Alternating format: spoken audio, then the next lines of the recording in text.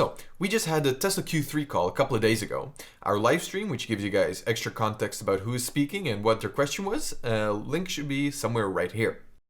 In any case, do you remember about a bit more than a week ago now, on October 15th, we published an article that the Model Y, the production, is going to start around Q1. Well, as it turns out, no surprise here for us, our sources were spot on. In this video, we will be giving you guys an overview of where Tesla is right now and revealing some exclusive new information from the same source. But before we start, a small message from our sponsor for today. Climate Exchange. They are again holding their yearly Tesla raffle. Here's the fun thing. A ticket costs $125, but there are only 4,000 tickets. So you got a 1 in 4,000 chance of winning any maxed out Tesla configuration of your choice. And let me tell you, those odds are way better than a regular lottery. And most of the money goes to a good climate related charity. All right, first, stocks and finances. Gotta get that out of the way first. So post Q3, where is Tesla financially and on the stock market? If you mean stock, we are back at the $300 level. Because here's the interesting thing. Before the Q3 report, most of the analysts and brokerages have either lost interest in Tesla or they just really didn't know what to make of the situation. Out of the about 40 brokerages out there, in the last quarter, only 18 updated their price target for Tesla. And here's the real interesting bit about it. One day after the Q3 call, already 10 have updated, just within one day. It probably won't surprise anyone that all of those price target updates went up. But what probably will surprise you is the fact that most of those price targets are still under 300. The ones that update, at least. The price target for Tesla, the different brokerages, they're all over the place, and we had a whole article about that. All right, enough about stock. Let's move on to the financial results and the best possible outcome. Tesla is proven it can be profitable once again, as indicated by this graph. Now, then there's also this chart, which is actually a pretty interesting one. You see the green stuff there on top? That is restructuring costs. Remember a while back when Tesla fired some people and was getting rid of redundant work and a lot of useless middle management? Well, Tesla is done restructuring. As you can see in this graph, other operational expenses were restructuring costs. And while they may have raised the total cost for a while, those are over now. As a result, general and administrative costs have gone down to levels we haven't seen since Q2 2017. This saves them about $150 million per quarter, at least. More if the upward trend had been allowed to continue. Basically, that would add up to more than $500 million a year lost for no reason. It's all about efficiency. Tesla loves efficiency, and as they told us when we were at the Fremont factory, they like to play two games, the game of pennies and the game of seconds. Because in a huge fast-paced company like Tesla, saving mere pennies here and there can result in saving millions. Now, if only I could do something with these. Software. So Tesla is now at software version V10. And if Elon is to be believed, which you probably should, full self-driving will be feature complete for early access by the end of this year. Maybe? It seems a bit more likely it's going to be around Q1. Tesla has been known to get delays every now and then, to put it mildly. Full self-driving will be feature complete for early access. And that is amazing. I can't wait to actually see that out on the road. We have a couple of authors with early access. It will be really exciting to see what that will be like. We'll keep you updated. There is a question that I'm wondering though. Version 10 was released around September, October. Version 9 was also released around September, October the year before that. Is full self-driving really going to be version 10.5, not version 11? I mean, it seems a bit weird, right? That's one of the questions we do not yet have an answer to. The Tesla App Store. We're not there yet. There was a question about it on the Q3 call. And, when people were asking about when are they going to be monetizing, creating an app store, Elon's answer was, they're not even thinking about it yet. I guess maybe there's some way to monetize it, but we haven't really thought about it that way. Our goal is just to try to say what is the most fun you could possibly have while you're in your car. And obviously as autonomy gets better and better, that is going to become much more of an entertainment opportunity. And to no surprise, I mean, right now they did add Netflix, to be honest. They did add YouTube and some other video watching features, some new games, pretty cool. But none of that is indicative of the fact that they are going to be moving on to the Play Store, App Store at some point. Right now, their main goal is they just want people to have as much fun in the car as possible. And without YouTube and Netflix, that was not that simple. Smart Summon. We're the lab rats and Tesla is collecting a lot of data. I mean, I like this arrangement. It really helps progress along. One thing that most people might not realize right now about Smart Summon is because they collected data from like already 1 million attempts, there are going to be updates and improvements. They're going to be huge leaps at a time. And they might be coming pretty soon, as Elon indicated. So it's now over 1 million uses of Smart Summon. In the next week or so, we will be releasing an improved version of Smart Summon, taking into account all the data from those 1 million Smart Summon attempts. So really, we should really look out for that. It should be really exciting. Gigafactory 1. So, Tesla Gigafactory 1 in Nevada. Supposedly, tensions are rising between Tesla and Panasonic. But there's a big misunderstanding here. The tensions are actually rising between Palo Alto headquarters Tesla and Osaka Panasonic in Japan. That's where the tensions are. At the executive top management level. At the actual operations level at the Gigafactory plant in Nevada, tensions are not really rising there. It's not happening there. They're just following orders, basically. And I think that's a pretty big misunderstanding that people should be aware of. So the idea is that the Gigafactory should reach about 35 gigawatt hours by the end of this year. They were at 20 gigawatt hours in August last year. They were at 24 gigawatt hours in April this year. And where are they right now? Well, according to our source, and this is just a guess, this is just like looking around thinking like, what did it look like then? What did it look like now? What is it about? He guessed that it should be somewhere around 28 gigawatt hours. So it's not an official number. It's just like, what does it feel like? 28. That's basically what that number is. But it's still an interesting indication. So progress has been made, but not in the way that you might think. And let me explain that. So 28 gigawatt hours, is that good or bad? That's actually really, really good. And here's why. So when we were touring Fremont in February, we asked Tesla, how's it going at Gigafactory? When are you guys going to expand the building, right? They said they don't know. They told us Gigafactory, it's completely packed there. They have no more room for anything else. So technically they could start expanding any moment, but currently there are no plans. Sounds weird, right?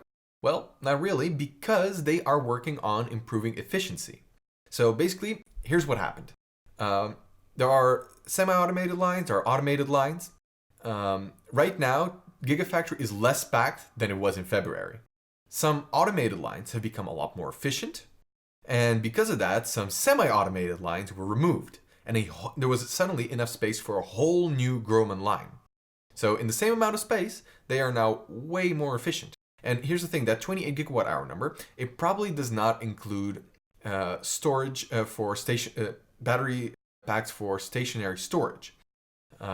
Here's the thing, during the Model 3 ramp up, there were many lines at Gigafactory and all of them suddenly, whether they were originally meant for energy or for battery packs for cars, they were all diverted to make as many packs for Model 3 as possible because that's where the bottleneck was. But as Elon already said in the Q3 call, at least I believe 2 of those lines, the lines that were intended for energy, were returned to energy storage production.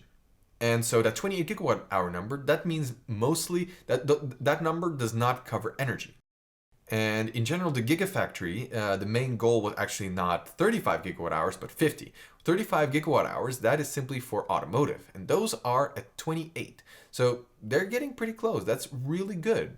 And efficiency, well, we already said Tesla loves efficiency. Here's that image again. Game of pennies, game of seconds.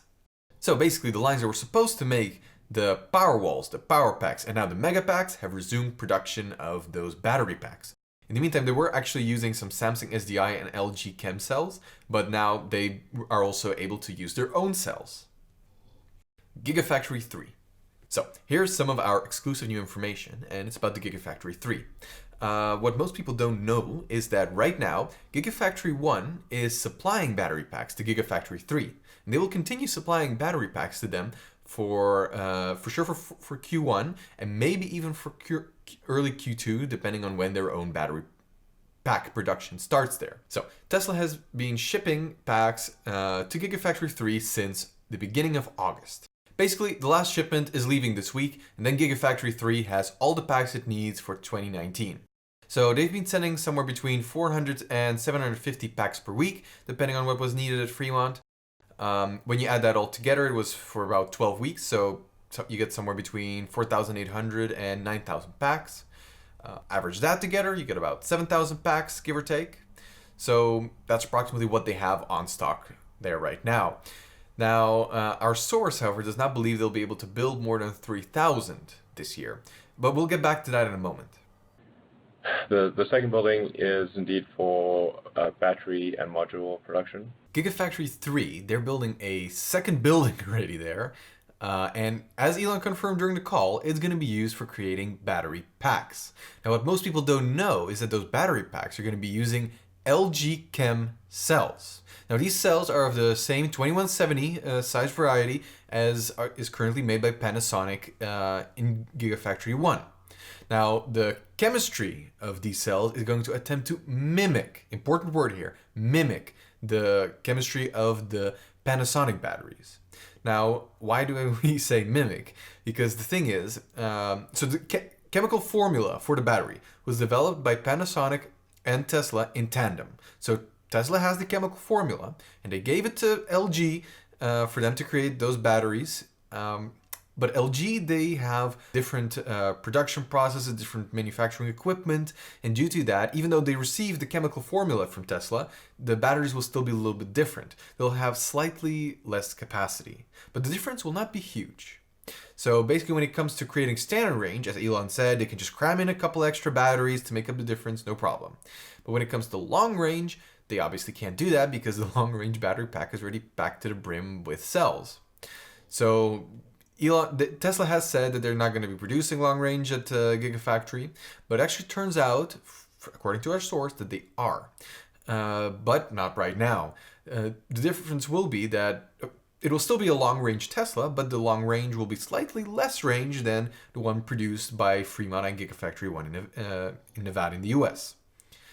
Now, it's still long range. I mean, the difference can be like, I don't know, 10 or 20 kilometers, which is still a hell of a lot than the standard range, hell of a lot more than even the middle range Lemur, but obviously less than US-made long range. And that's not a huge deal, really. The biggest issue why they're not doing it immediately is because they are cell constrained. And that comes as no surprise. I mean, it even comes... the Gigafactory 3 was built so quickly, less than a year. Even Tesla wasn't expecting that. So obviously LG Chem is not ready to accommodate a large production of Tesla cells. And once they do get their production ramped up, then Tesla might actually start making the long range in Gigafactory 3 as well. So let's get back to one thing I said earlier. Why is Gigafactory 3 not going to build more than 3,000 Model 3s in 2019? Well, our source has said this is his belief, of course, but here's what it's based on. Turns out the Gigafactory 3 has a very important priority.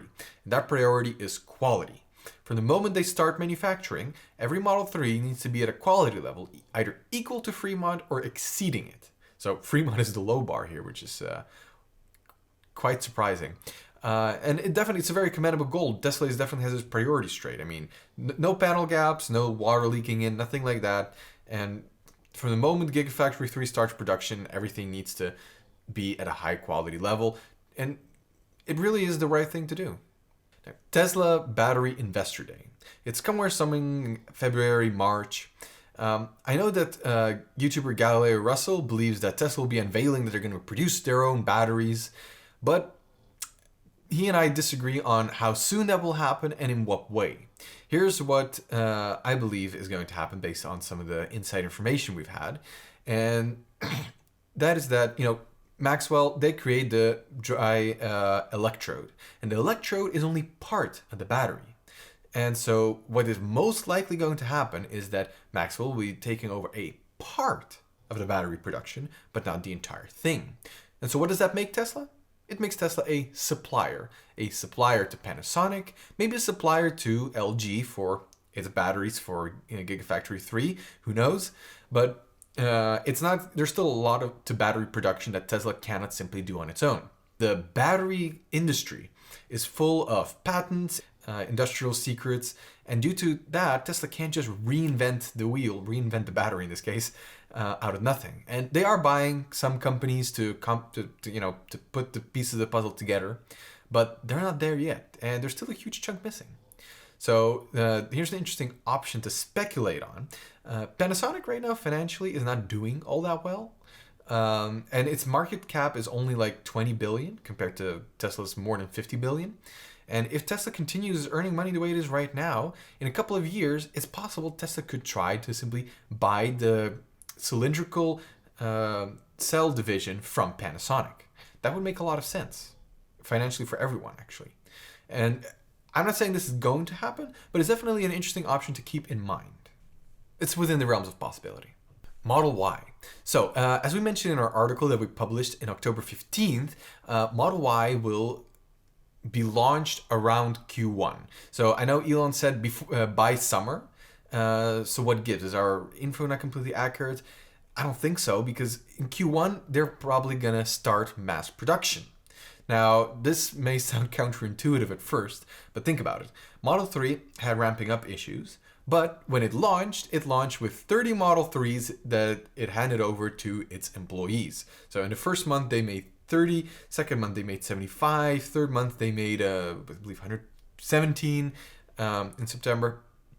And, obviously had ramping issues, but what they, this time, rather than start at 30 and immediately launch, what they could do is, Fremont produces like 7,000 plus cars per week. They could easily put the first 1,000 on a parking lot while in the first couple of months they ramp up production. And then launch, not with 30 cars, but with more than 1,000, either still in Q1 or beginning Q2, or by summer, as Elon said. Now, because of this information about Q1 came from our source, is likely indicative of the fact that launching in Q1 is likely an internal goal for Tesla. And obviously, we've known them to miss the internal goals, but, Model S, when Model S launched in 2012, creating that manufacturing line was like a revolution. It was revolutionary. Creating the Model X was also like a technological revolution in how complex that car is with the Falcon Wing doors and everything. Model X still is the most technically complicated car to create. Then came the Model 3, which was again a whole new dreadnought level automation revolution. The line was overly automated, not very successful because of that. They tuned back the automation. A lot of that automation is still in place, and it works great. But it took a while for them to ramp that up. And now comes along Model Y. 75% of the components are the same, and the only things that are different, other than slightly different dimensions, is the fact that it will be simpler with FlexWire circuitry. Now, basically what you do, you take the Model 3 line, you copy paste it, and ramp it up. So obviously there will be some ramp up. I mean, that's unavoidable, that's normal, but it might be the shortest ramp up in history. Definitely the shortest ramp up in Tesla's history. That I can guarantee. Thanks to our source, we have some pretty compelling reasons to believe that Model Y will have the new FlexWire circuitry. Now, while it's possible that the Model S has 3 kilometers of wire, Model 3 has 1.5 kilometers of wire, that the Model Y will have, I don't know, give an arbitrary number here, 1.2 kilometers of wire. It's possible that's the case, that they have slightly improved upon the Model 3, but it's infinitely more likely that they're going to be using the new FlexWire circuitry. Now, our source has some evidence for this, and that is the fact that the Model Y battery is going to be slightly different than a Model 3 battery. Now, they're very similar, but there are a couple of small differences, and one of those main differences is that the Model Y battery pack has new connectors. And the only reason to need those new connectors would be a big change in the wiring harness, which is most likely the FlexWire circuitry. Now, you guys have asked, but we don't know whether this is also going to come to the Model S and X refreshes, which may not even be coming at all. But it's not impossible, you never know. So that concludes today's video. Do you guys think that more people should know about some of the exclusive new info we presented in this video? Then please give it a thumbs up and share it. Other than that, if you have any comments, please leave them down below. We'll try to answer as many as we can. And have a nice day. Till next time.